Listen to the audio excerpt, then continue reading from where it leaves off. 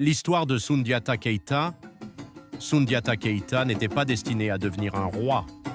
À sa naissance, une prophétie annonçait qu'il serait un grand souverain, mais personne ne pouvait y croire, car l'enfant était incapable de marcher. Pendant des années, il resta au sol, se déplaçant difficilement, sous les moqueries et le mépris de son entourage.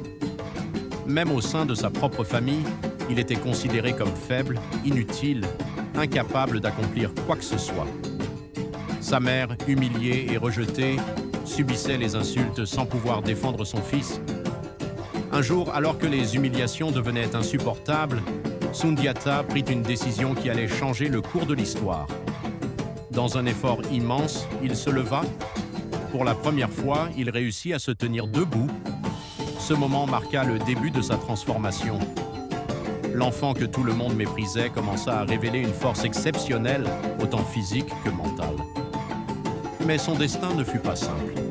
Après la mort de son père, le royaume fut pris par un autre dirigeant et Soundiata fut contraint de fuir avec sa famille. L'exil dura plusieurs années, loin de sa terre. Il grandit, apprit, devint plus fort et rassembla des alliés.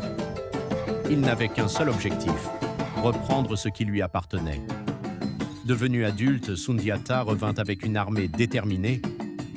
Il affronta ses ennemis dans une bataille décisive qui allait marquer l'histoire de toute une région. Grâce à son courage, son intelligence et sa détermination, il remporta la victoire. Ainsi, l'enfant rejeté, celui que personne ne croyait capable de marcher, devint le fondateur d'un des plus grands empires d'Afrique, l'Empire du Mali.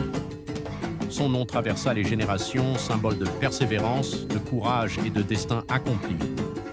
Si cette histoire t'a marqué, n'oublie pas de liker la vidéo, de t'abonner à la chaîne et de la partager autour de toi pour faire découvrir ces histoires africaines au monde entier.